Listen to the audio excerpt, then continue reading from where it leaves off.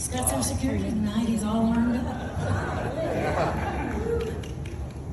18. Can you guess what we're going to talk about tonight? Yeah, so tonight I thought we'd talk about right to bear arms. Something kind of near and dear to most of us Texans, is that right? Yeah. All right, so let's get started as we usually do. And actually, let's not. Let me back up. Whoever's been a victim of a crime or knows somebody that's a victim of a crime. Okay? I think most of us know somebody that's been a victim of a crime at some point in their life, right? Who is in the best position to protect you? You. Absolutely, you are. I mean, so in law enforcement, you know, they say we're the ones that keep you safe, and here's the dirty little secret: we don't. Yeah. In order for us to keep you safe, there would have to be a cop for every one of you. That would be a police state. We can't keep you safe. The Danbury Baptist Association, I think they kind of had it nailed when they said the legitimate purpose of civil government extends no further than to punish the man who works ill against his neighbor. That's what law enforcement does. We're the cleanup crew. We come in after the fact most of the time. I mean, can we deter crime? Sure. And there's some good things that we can do to help prevent and minimize crime, but for the most part, you are in the best position to protect you. As a matter of fact, you have a greater vested interest than I do to protect you, right? So, what does our Constitution say about it? And I think most of us are going to be familiar with this, right? A well-regulated militia being necessary to the security of a free state. Let me pause right there, because that first phrase, that perfunctory clause, has been the point of a lot of debate. And in, 2008, the Supreme Court, Scalia wrote the majority opinion, and he told us that perfunctory clause is descriptive, not prescriptive. In other words, they're trying to describe, in order to have a free state, we need a well-regulated militia. We need to be armed to be free, is what they're saying. Now, the Supreme Court can change their mind, so we won't linger on that too long, because I think the last half of that is pretty clear, right? The right of the people to keep and bear arms, what? Does it get much clearer than that? Pretty straightforward, isn't it? Okay, shall not be infringed. Now, as you know, I was asked to come and talk about the Texas Constitution. So there's our parallel in the federal government. Let's talk about what our state constitution has. And when you talk about Texas, on a world view, what do people think of when they think of Texas? Right? Wild West, that's right. The cowboys got their 6-shooters on, right? Absolutely. You know, I mean, we're in the place with God, guns, and guts, right? Or God, guns, and Grandma's pecan pie, which, by the way, it is pecan. Not pecan, and certainly not pecan. It's pecan. Am I right? There. God, guns, or what? God, guns, and country music. Praise the Lord and pass the hymn. I mean, after all, Texas is the home of the Gonzales flag, right? Now, some of y'all are saying, that's right. Others are saying, the what? The Gonzales flag. Now, you may not know the name, but I assure you, you're familiar with, it ain't there yet. There it goes. That's the Gonzales flag. If you didn't know that came out of Texas. We're the come and take it state, right? So how well have we measured up to our world view of Texas?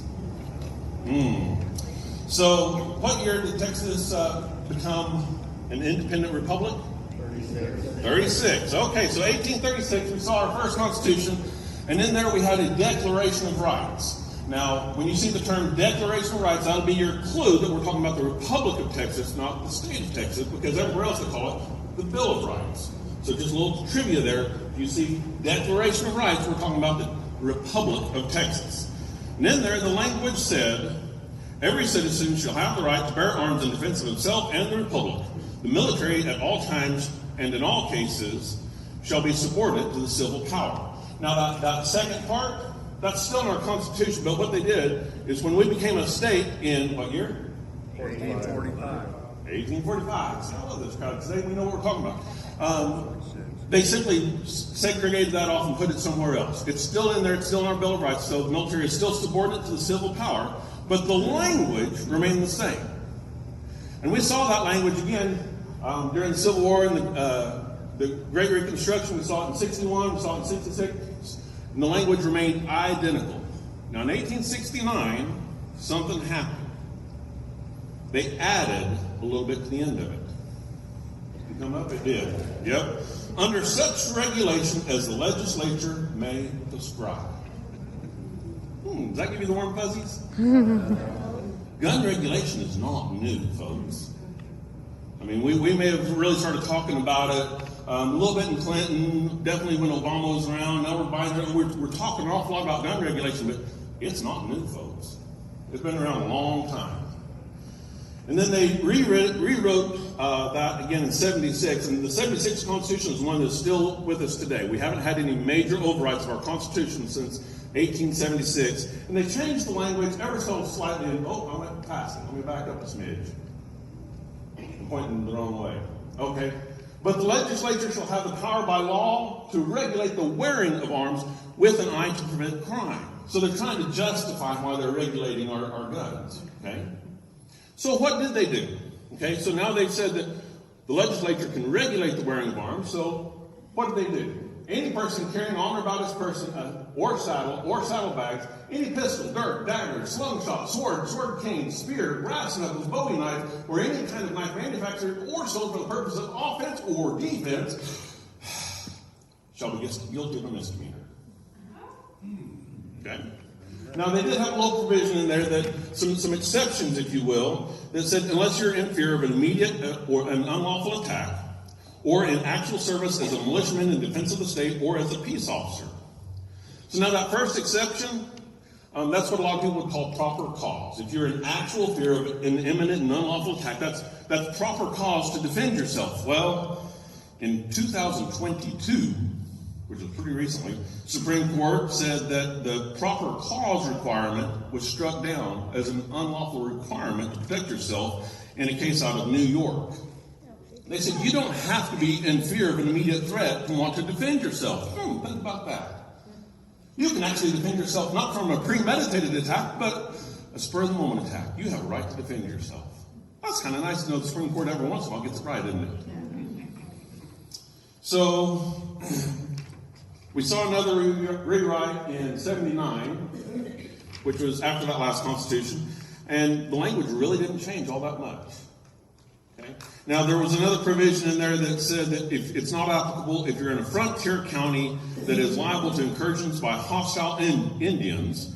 And how do you find that out? Well, by proclamation of the governor. The governor had to issue a proclamation saying that you're in a frontier county, and if you're in a frontier county, then you can carry a gun. So, okay, so what about the rest of the state? Well, no, sorry. Leave your guns at home. And so we saw this language really didn't change. They also changed that from misdemeanor, they actually prescribed the jail time and the fine. And we saw through the years the jail time and fine got a little bit bigger and a little bit bigger. But essentially, the language didn't change for 100 years until 1974. And in 1974, they changed the language. In 74, it said, a person commits an offense if he intentionally, knowingly, or recklessly carries on or about his person a handgun, illegal knife, or club. A lot less words to say the exact same thing. You cannot carry a pistol on your hip. We're there? Yeah, good. Okay. So, can't carry a gun. Stayed that way for another 20 years. Because it wasn't until 95 that concealed carry got passed in the state of Texas. Now, you take a class, you can carry a gun as long as nobody can see it. Okay? Makes sense, right? Okay. And that stayed for another 20 years. And then in 2015, and they actually did also a constitutional amendment in 2015 talking about hunting and fishing and harvesting wildlife. And they talk a little bit about guns there, but is this thing in front of me, is this about hunting? Is the Second Amendment about hunting? No. So I mention it only because they talk about guns in there, but that really doesn't apply to what we're talking about tonight.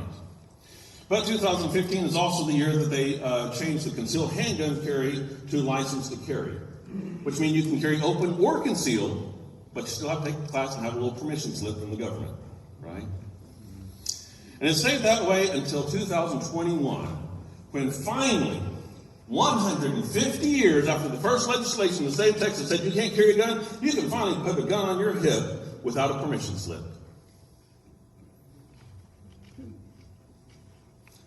So how does Texas match up with the worldview of of the Cowboys, the Wild West.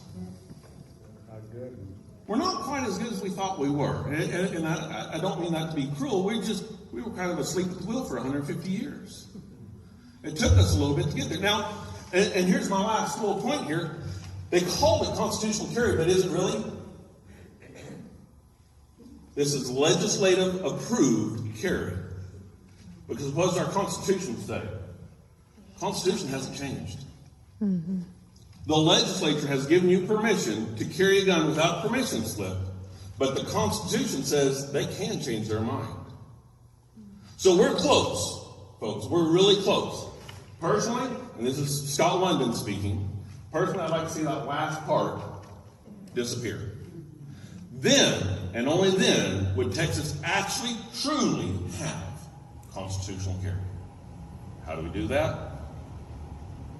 Got to talk to our legislators. We got a whole bunch of propositions on the ballot right now. Early voting is going on, right?